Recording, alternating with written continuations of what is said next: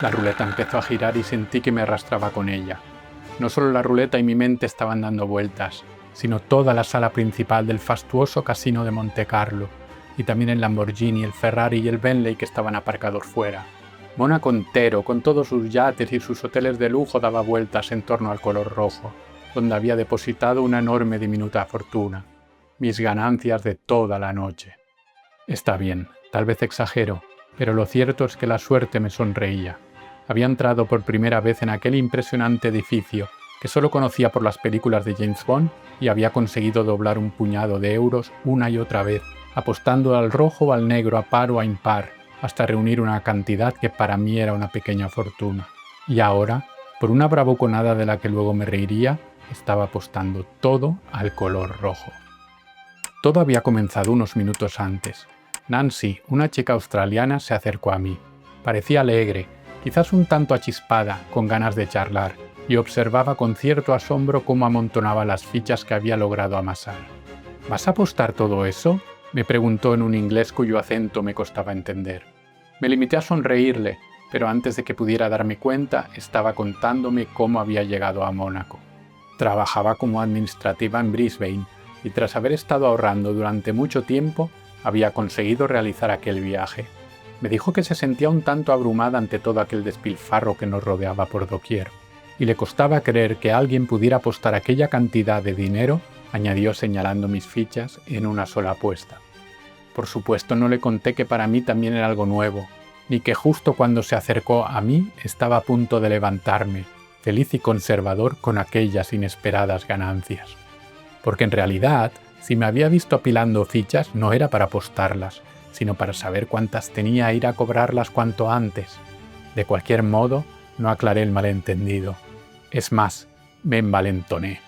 Después de todo, ¿acaso no estamos en este mundo para jugar? ¿Qué color prefieres, el rojo o el negro?, le pregunté contemplando mi reflejo vanidoso en sus hermosos ojos azules. El rojo, siempre, me respondió divertida.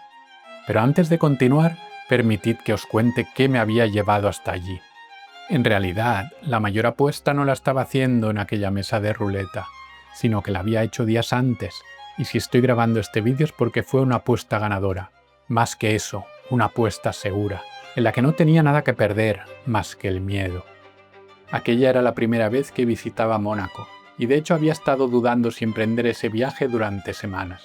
Después de todo, cuando uno atraviesa el ecuador de la treintena, la mayoría de sus amigos están casados o viviendo en pareja, e incluso muchos lidian con la paternidad lo mejor que pueden.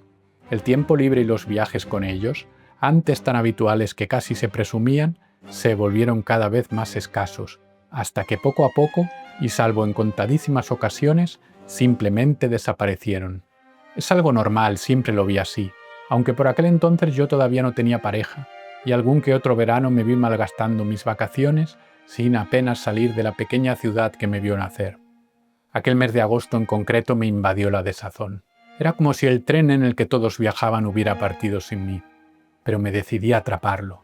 Vaya si lo iba a atrapar, aunque tuviera que alcanzarlo con mi propio coche. Dicho y hecho, llené una mochila de ropa al depósito de gasolina y partí rumbo a la Costa Azul francesa.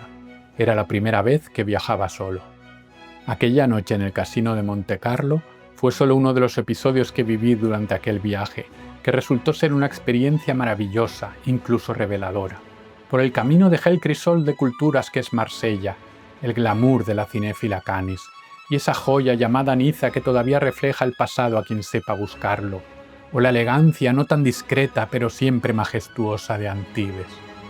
Hubo anécdotas en cada una de las ciudades que visité, anécdotas con las personas que se cruzaron en mi camino, algunas extrañas, otras encantadoras, y también, por qué no decirlo, unas pocas antipáticas y detestables. Pero nada de eso formaría parte de mis recuerdos si me hubiera quedado en casa. Y eso es precisamente lo más valioso que aprendí de ese, mi primer viaje en solitario, que el peor de los arrepentimientos, el que más pesa, es el de dejar de hacer algo por miedo. Aún así, soy consciente de que para todo hay un momento y un lugar, y entiendo que viajar solo no sea algo para todo el mundo. Por eso me gustaría hablaros tanto de las ventajas como de los inconvenientes de emprender cualquier viaje en solitario, especialmente si tenéis una discapacidad. Aquí me gustaría hacer un pequeño paréntesis. Si sois habituales de este canal ya lo sabréis, pero si no es así, comentaros que tengo una parálisis parcial de mis extremidades, por tanto, mi movilidad es reducida. Eso significa que no puedo caminar largas distancias. Me muevo con lentitud de un tiempo a esta parte con ayuda de unas muletas y soy susceptible a ciertas barreras arquitectónicas, como por ejemplo escaleras que no tengan ninguna barandilla o pared como punto de apoyo. Dicho esto, conviene aclarar que existen muchos tipos de discapacidades, tantas que resultaría imposible hacer un vídeo contemplando todas. Por eso me he centrado en mi experiencia personal, confiando que os sea de utilidad si tenéis alguna discapacidad que os cause problemas de movilidad, pero no necesitáis la asistencia de terceras personas. Empecemos. Ventajas de viajar en solitario teniendo una discapacidad. Número 1. Libertad. ¿Quién conoce mejor que nadie vuestra discapacidad? ¿Vuestra familia? ¿Tal vez vuestra pareja? ¿O quizás vuestros amigos de toda la vida? Nada de eso. Nadie conoce tan bien vuestra discapacidad como vosotros mismos. Conocéis el ritmo que más os conviene y los requisitos que debe reunir cualquier lugar, atracción o servicio para que podáis disfrutar de él. Aprovechad ese conocimiento para planificar vuestro viaje en función de vuestras necesidades, pero sobre todo en función de lo que vuestro cuerpo o vuestro ánimo os pidan. Os aseguro que hay algo mágico en despertar en un sitio desconocido donde está todo por descubrir. Esa sensación es una de las mejores aproximaciones que conozco al concepto de libertad, y os recomiendo fervientemente que os atreváis a experimentarla. Número 2. El camino lento. Existe algo maravilloso en viajar sin prisa. Y si como en mi caso tenéis movilidad reducida y no podéis moveros rápidamente ni pasaros el día pateándoos las calles, ese ritmo pausado os proporcionará una valiosa perspectiva de la vida en general y del viajar en particular. Hoy en día vivimos en una sociedad que premia y envidia no solo al que tiene el mayor ego, sino al que lo exhibe con mayor grandilocuencia. En demasiadas ocasiones, hacer turismo se ha convertido en otra exhibición más de ese ego, en recorrer frenéticamente una lista kilométrica de sitios que se supone se deben visitar al llegar a un lugar, aunque sea imposible conocerlos realmente pasando escasos minutos en cada uno de ellos. No importa, aclamarán estos nuevos turistas, mientras les alcance para tomarse un par de selfies con los que presumir en las redes sociales. Es tan solo la versión moderna, súper extendida y retorcida del yo estuve aquí. Por eso, la lentitud a la que tal vez os obligue vuestra discapacidad puede ser una oportunidad perfecta para hacer otro tipo de turismo, uno donde podáis empaparos más y mejor de los lugares que visitáis y de sus gentes. Ahondando más en esta filosofía de disfrutar el camino lento y relacionándolo también con la sensación de libertad de la que hablaba antes, en lo personal intento reservar hoteles con piscina o incluso, si el presupuesto lo permite, con spa. Y a menudo me gusta tanto acostarme como despertarme tarde y pasar la mañana relajado en el hotel haciendo uso de esos servicios. Y ya poco antes de comer es cuando salgo a recorrer el lugar. Estoy seguro de que para muchos eso será perder la mañana, pero para mí el poder descansar y disfrutar de todo lo que pueden ofrecer muchos hoteles, como algo más que lugares donde pernoctar, supone parte de la experiencia. Número 3. Conoceréis a gente interesante. Siempre me ha fascinado lo enriquecedora que puede llegar a ser una conversación con un desconocido, en especial si es de otro país, de otra cultura. Después de todo, el conocer otras formas de vida expandirá vuestra mente, siendo una de las mejores cosas que podéis obtener de cualquier viaje. Y puede que sea por la propia predisposición del viajero solitario, o tal vez porque uno tiende a ser más sociable cuando se encuentra en lugares nuevos, rodeado de gente extraña. Quizás incluso nuestro humor sea más amigable por el mero hecho de estar viajando, lejos de nuestras obligaciones cotidianas. Pero sea como fuere, viajar solo no siempre significa estar solo. Ahí radica precisamente la gracia del asunto. Yo mismo, que os lo aseguro, soy más que tímido, me he sorprendido lejos de mi hogar entablando conversaciones sumamente interesantes con desconocidos. ¿Y cómo influye una discapacidad para conocer a otras personas en tales circunstancias? Pues como muchas otras cosas en la vida, depende. Hay gente a la que no le importará lo más mínimo vuestra discapacidad, y se arrancarán a hablar hasta por los codos. Otros mostrarán genuina curiosidad y se interesarán respetuosamente por saber más de vuestra condición, lo cual me parece una excusa tan buena como cualquier otra para entablar una conversación. Y finalmente, habrá unos pocos para quienes será una barrera. Después de todo, algunas personas suelen sentirse muy incómodas con lo que desconocen, con lo que no entienden o simplemente con lo que no es habitual. Esa es una de las semillas que perpetúan los prejuicios. Mi consejo es que no tengáis miedo, que os dejéis llevar. Las buenas conversaciones fluirán de forma natural y las que no lo hagan simplemente dejadlas ir y seguid vuestro camino. A colación de todo esto, mencionar que está bien ser precavido, en especial en tierra extraña, pero que eso no os haga encerraros en vosotros mismos. Desventajas de viajar solo teniendo una discapacidad y cómo evitarlas. Ok, si habéis llegado a este punto del vídeo, lo más probable es que estéis interesados en viajar solos a pesar de tener una discapacidad. Enhorabuena, os animo fervientemente a que lo hagáis, por lo menos una vez, para saber si está hecho o no para vosotros. Pues aunque en lo personal me parece una experiencia de lo más enriquecedora, después de todo os ayudará a conoceros mejor, entiendo también que no es algo para todo el mundo, o por lo menos no es para cualquier momento. Requiere, por decirlo de alguna forma, de cierta predisposición vital. O dicho de forma más prosaica, os tiene que apetecer. Por eso me gustaría ser lo más transparente posible y hablaros también de las desventajas con las que os vais a topar. No creo que ninguna de ellas sea un impedimento insalvable, por lo que también os explicaré cómo podéis evitarlas, o en el peor de los casos, minimizarlas. Número 1. Costes más elevados.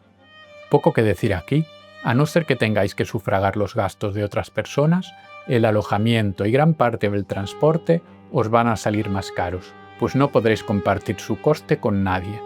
Por ejemplo, no es lo mismo pagar una habitación de hotel entre una persona que entre dos o incluso si sois un grupo de amigos entre 4 o 5. Por tanto, antes de emprender cualquier viaje en solitario, tened en cuenta vuestro presupuesto y aunque sea a grosso modo, planead en consecuencia. Número 2. Planes que no pueden hacerse solos. Una vez me alojé en un hotel de la Toscana construido alrededor de una gruta por la que discurrían aguas termales. Por las fotos y vídeos que había visto parecía un lugar increíble. Pues bien, cuando me disponía a entrar a través de una pendiente que se adentraba en la tierra, el personal del hotel me lo impidió. No querían arriesgarse a que sufriera una caída y los demandara. De nada sirvió que me ofreciera firmarles un documento exonerándolos de cualquier tipo de responsabilidad. Simplemente me prohibieron acceder. En parte fue culpa mía. Considerando lo mucho que todavía queda hacer en cuanto a accesibilidad e inclusión, debí haber previsto dicha posibilidad. Si no queréis que os pase lo mismo y tenéis cualquier duda acerca de si un lugar es o no accesible, contactad con el establecimiento. Por otra parte, dependiendo de vuestra discapacidad, es posible que necesitéis asistencia para realizar ciertas actividades. A modo personal, por ejemplo, necesito ayuda para subir a ciertas embarcaciones.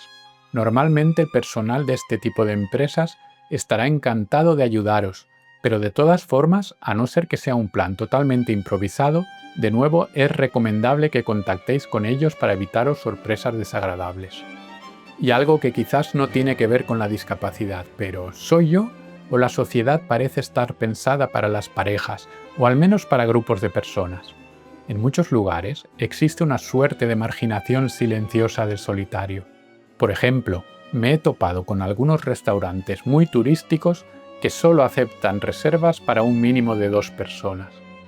No es algo que vaya a sucederos siempre, y si os pasa casi con total seguridad podréis encontrar alternativas cercanas para vosotros solos.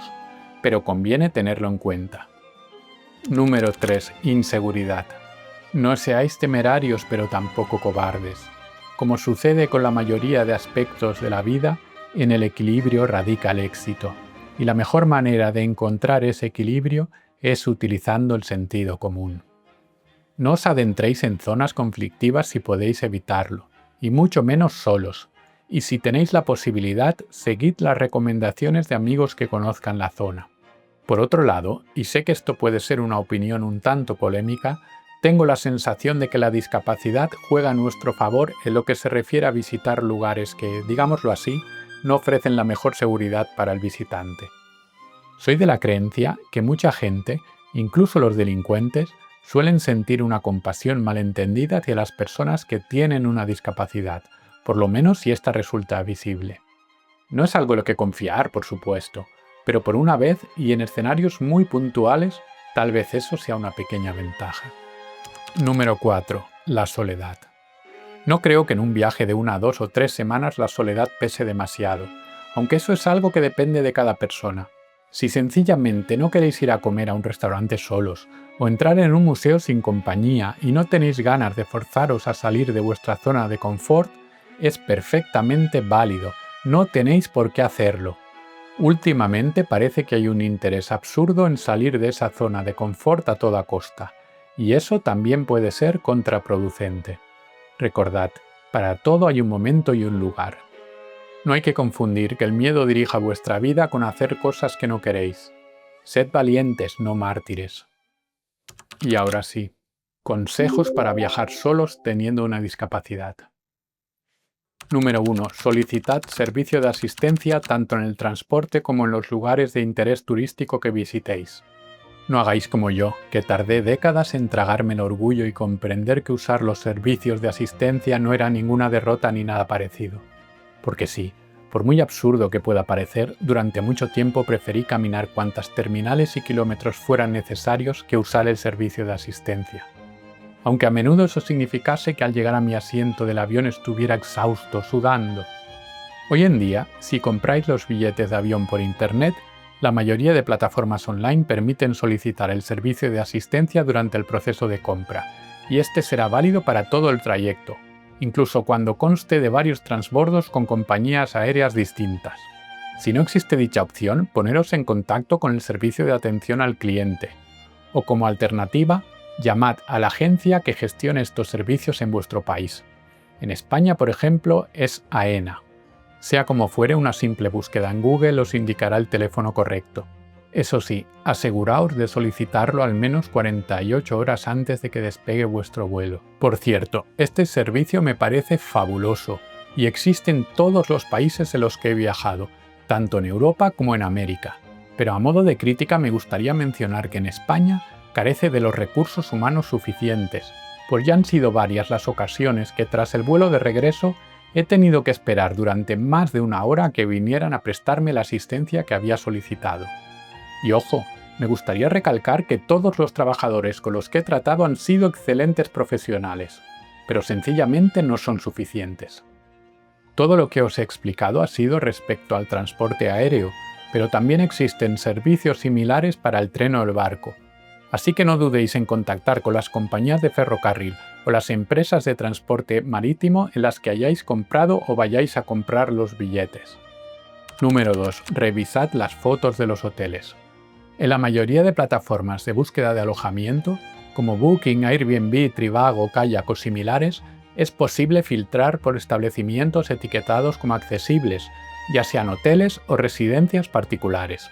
Esto suele significar que no os toparéis con ningún tipo de escalón para acceder a vuestra estancia, y que los baños serán accesibles, con barras de apoyo, una altura adecuada del mobiliario y demás. No obstante, de nuevo conviene tener en cuenta que existen muchos tipos de discapacidades diferentes, y dependiendo de cuál tengáis, tal vez eso no sea suficiente para vosotros. Por tanto, podéis hacer un primer cribado utilizando estos filtros, pero antes de confirmar vuestra reserva, contactad con los establecimientos que os interesen. También os aconsejo revisar las fotografías de dichas plataformas. Os daré un ejemplo de algo que en lo personal me afecta y no viene detallado ninguna información sobre accesibilidad. Me encantan los hoteles y apartamentos con piscina. Desgraciadamente, me resulta muy difícil usar aquellas que no disponen de una escalera con barandilla, así que es una de las cosas en las que más me fijo cuando reviso las fotografías de las plataformas de reservas. He mencionado antes los baños, y últimamente también les presto especial atención, sobre todo a raíz de una experiencia que tuve hospedándome en una imponente mansión colonial del siglo XIX. Ya sabía que no tenía ascensor y no me importó, porque había escogido la habitación que me pareció más hermosa, la de la tercera y última planta. Pero no me di cuenta de que la bañera, aunque de enorme belleza, no era nada accesible. Estaba lejos de cualquier punto de apoyo, incluso de las paredes, y salir de ella me resultó todo un desafío. Un pequeño mal trago que desde entonces trato de evitar.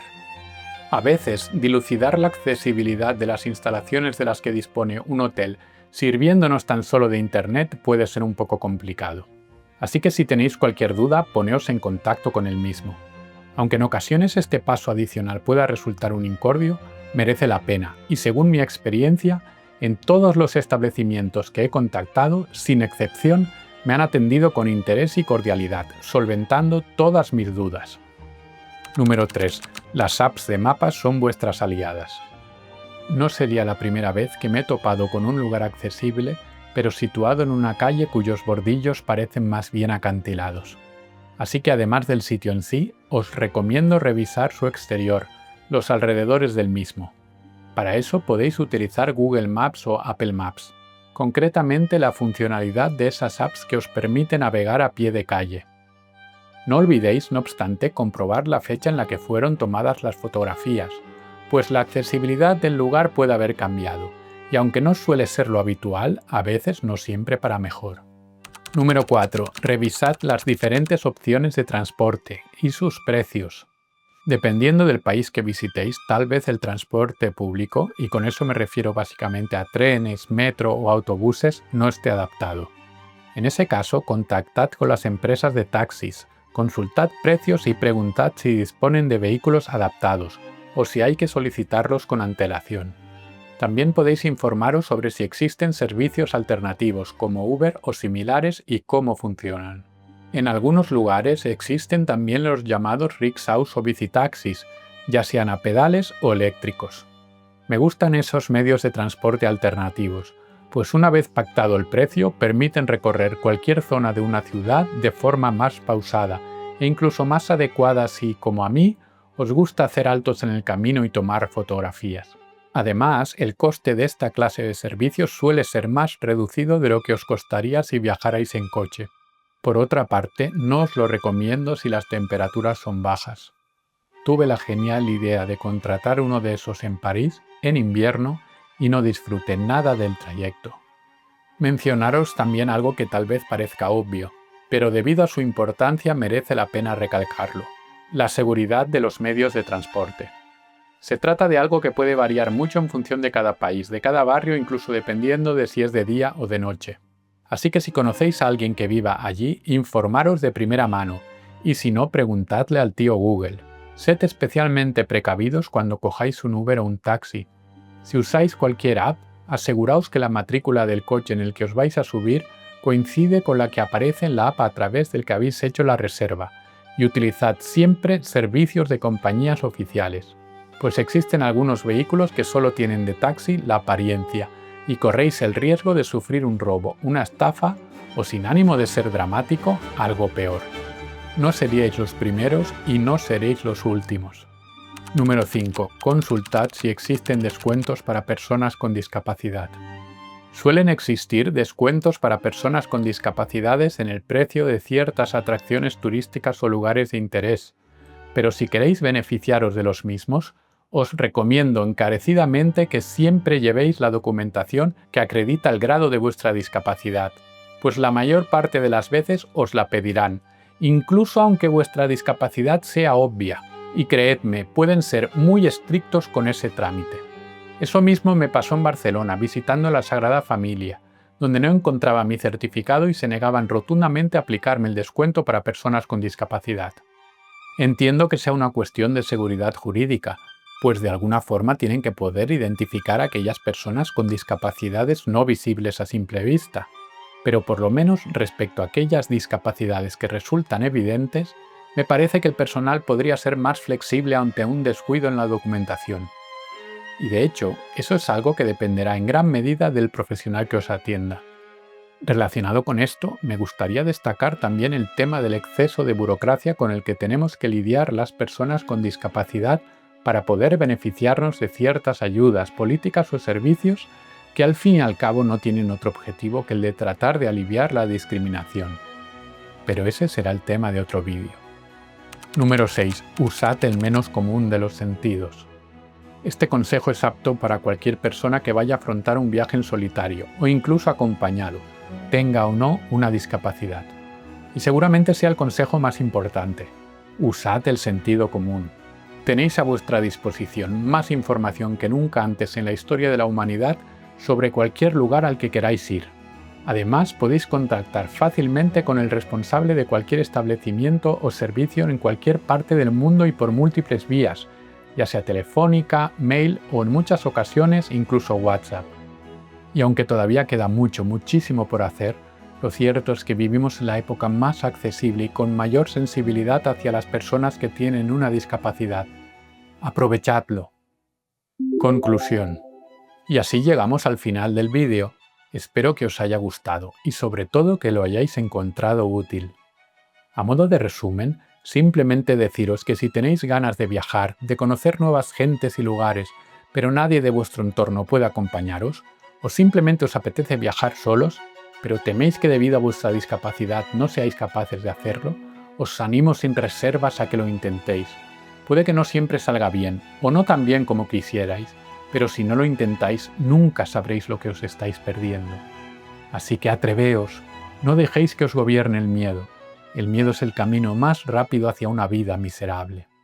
Viajar solo es una experiencia maravillosa, y os aseguro que si nunca antes lo habéis hecho, os sorprenderéis a vosotros mismos yendo más allá de lo que hubierais podido imaginar. Además, no es la única manera, pero me parece una forma magnífica de explorar y descubrir vuestros límites, que al fin y al cabo es la mejor forma de conocerse uno mismo. Y con todo lo que os he contado, ¿os animaríais a viajar solos? Y si ya lo habéis hecho, ¿qué os pareció la experiencia? Contádmelo en los comentarios. Se me olvidaba, quizás os estéis preguntando qué número acabó saliendo en la ruleta. ¿Y qué pasó con Nancy? Pues bien, muy a mi pesar no salió el rojo, sino el negro, y perdí las ganancias de toda la noche. Desafortunado en el juego, afortunado en amores, le dije a la chica en mi resignado español. Ella no me entendió, así que prometí explicárselo mientras tomábamos una copa. Todavía puedo ver su cara de sorpresa cuando la acompañé a la barra con mis esperpénticos andares, pues al haber estado sentado en la mesa de la ruleta todo el rato, no se había dado cuenta de mi discapacidad. Lo cual resultaba gracioso, pues Nancy, todavía nos lo había dicho, iba en silla de ruedas. Charlamos durante más de una hora, y tal vez impulsada por mi propia discapacidad, me contó que un par de años antes había sufrido un accidente de coche que la había postrado en aquella silla de ruedas. Aquello la sumió en una terrible depresión. Literalmente, nunca olvidaré aquella expresión, me dijo que cayó en un pozo oscuro y profundo. Sentía rabia contra el mundo, en especial contra el desgraciado que provocó el accidente. De nada le servía que hubiera muerto en la colisión. La pareja que tenía por aquel entonces terminó dejándola. No me extraña, me dijo, ni yo misma me soportaba por aquel entonces. El caso es que siempre había anhelado ir a Mónaco, aunque víctima de sus propios prejuicios, durante mucho tiempo estuvo convencida de que aquel sueño jamás se haría realidad. Si ni siquiera me sentía capaz de valerme por mí misma, me dijo como si hablara de otra persona. Me gustaba aquella chica, y me alegré de haberla conocido, pero antes de poder hacerme ilusiones, llegó su pareja y la besó. Tampoco aquello me lo esperaba. No que tuviera pareja, sino mi puntería, pues quien acababa de besarla era una mujer. Nos despedimos con un cálido abrazo, y a pesar de lo que había sucedido, cuando salí del casino no me sentía triste ni decepcionado. No sé muy bien cómo explicarlo, pero sentía que algo en mi interior había cambiado. ¿Qué había pasado? Tenía todos los sentidos a flor de piel, y sentí que a pesar de mi infortunio en la ruleta o de mi súbita desilusión con Nancy, a pesar incluso de mi discapacidad, aquella noche había vivido. Caminé hacia el puerto sin poder dejar de sonreír, y permanecí durante un buen rato atónito ante el bullicio de personas y luces que brotaban de yates y terrazas. Aspiré el Mediterráneo y su noche, con la sensación, casi diría certeza, de haber descubierto un secreto. Uno que nunca hubiera podido hallar si me hubiera quedado en casa. Y ese secreto es que atreverse es la mejor y más auténtica forma de vivir. Así que no lo dudéis ni un instante. No dejéis que el miedo domine vuestra vida. Atreveos, atreveos siempre.